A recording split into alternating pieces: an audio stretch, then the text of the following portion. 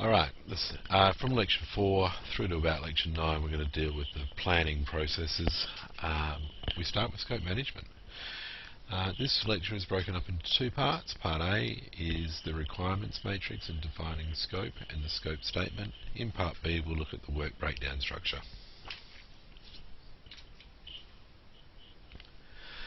After completing this short lecture, we'll talk about processes for collecting requirements. We'll talk about creating a requirements traceability matrix, and finally the project scope statement. So these are scope processes.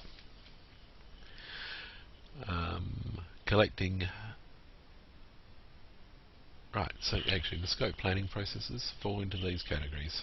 This lecture will cover collect project requirements, create a traceability matrix, define project scope, create a project scope statement. In the next lecture we'll look at the work breakdown structure and finally change control. There's two key inputs into the scope processes. They are the charter. The project charter sort of gives an overview of what the project should complete, and the other second thing is the stakeholder register. These tell you who your stakeholders are and what their interested in the project are. This is useful because you still need to consult them exactly what attributes or features they're looking for in the product. If you do attend a lecture, you would have done Anu, Dad and Mum building a patio and going through an example of that to sort of consolidate the learning.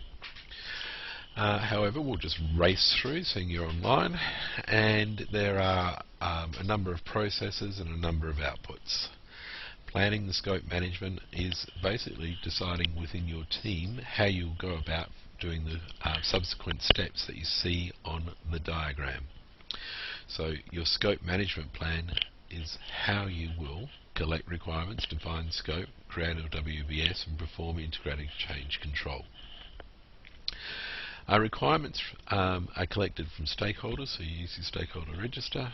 The output from that is a stakeholder or a requirements traceability matrix. We'll see that in the next slide or the next two slides, and that has things like what are the needs that the client wants, what features in the asset can we build to meet those needs, which stakeholder requests those features, and finally what's the priority. Scope statement, there's about 8 headings that we need to learn there.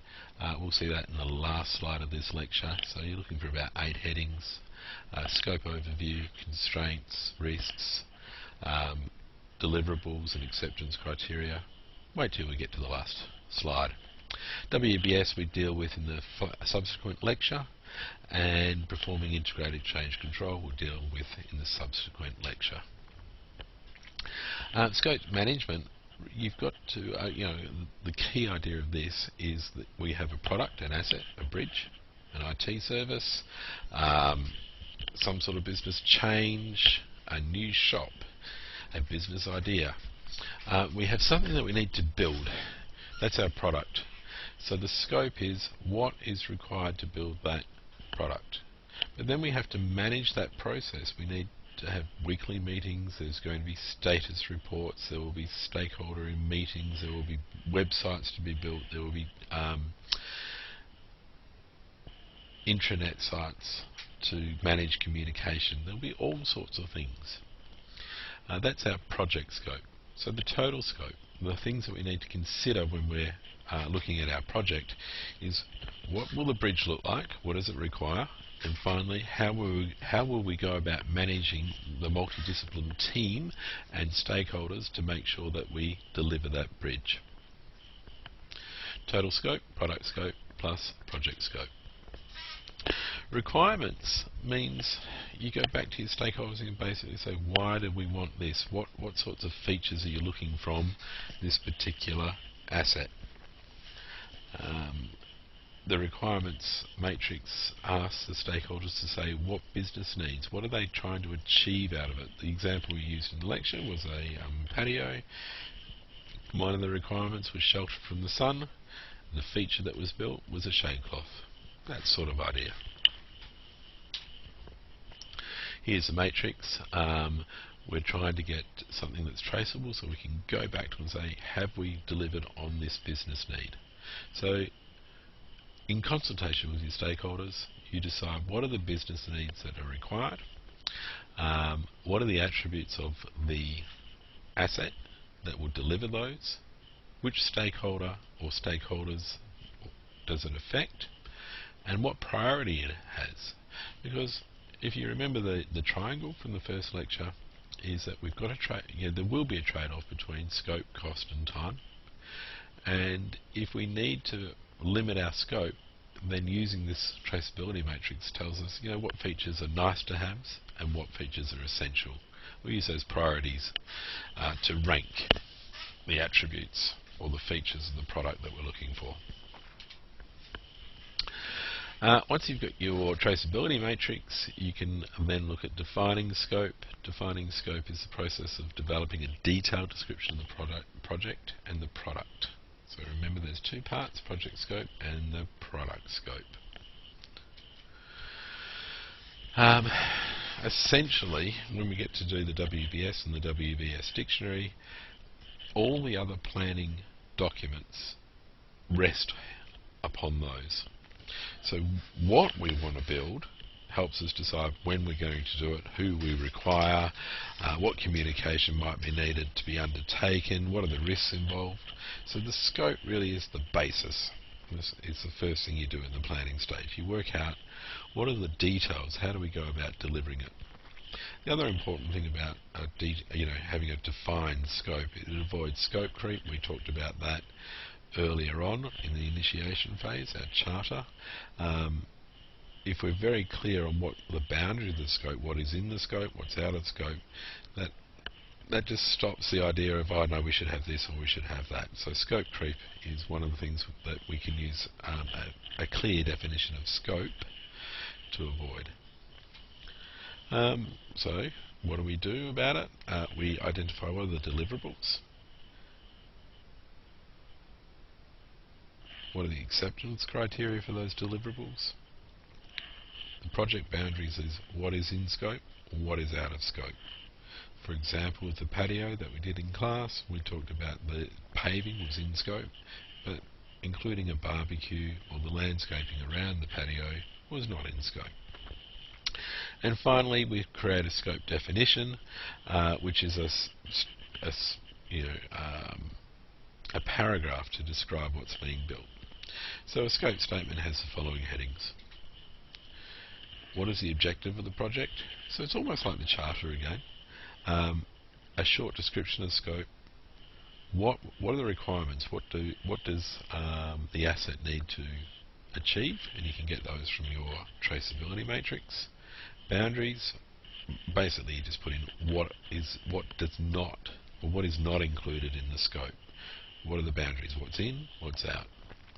We have deliverables and acceptance criteria, so there'll be key parts of the project that you want to be able to look at the building and say, yes, it's got windows, for example.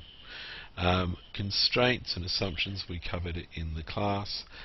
We looked at constraints as either physical, the backyard is only so big, so we couldn't have a patio that's larger than the backyard, or because of the way the orientation of the house, then the patio needs to go on this plot of land. Whatever it is, it's physical, or it could be regulatory, meaning that because the structure is higher than the fence, it must be at least 1 metre away from the fence. That's a constraint. Assumptions are things that we believe to hold true. The 3 examples that we looked in the class was 1, we assume the project management plan is based on the assumption that when we clear the land to do the patio, there's no limestones or anything under that plot of land, because if there was, we'd have to have a new project management plan. The other thing is that the project management plan is based on the assumption that all approvals would be achieved. I'm not going to go through that here, we're doing short lectures, but typically project management plans for larger projects with environmental impact, they can create the plan, but there's no guarantee that that plan will be the one they can use, because it depends on the outcome of the environmental survey.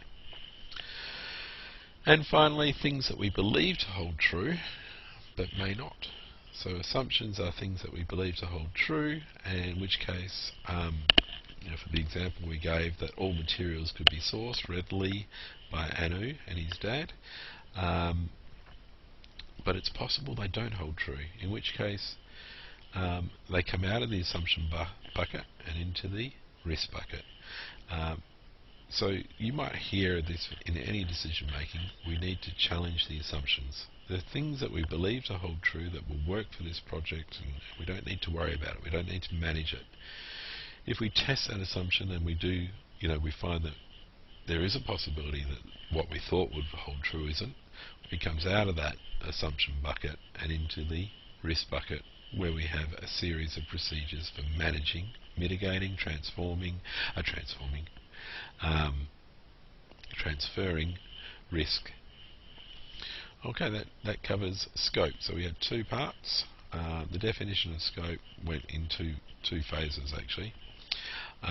We had the requirements matrix, which is what is it, what are the business needs, what do you want out of this product, therefore what features does the product have, and that requirements matrix helped us define scope in this thing called a scope statement.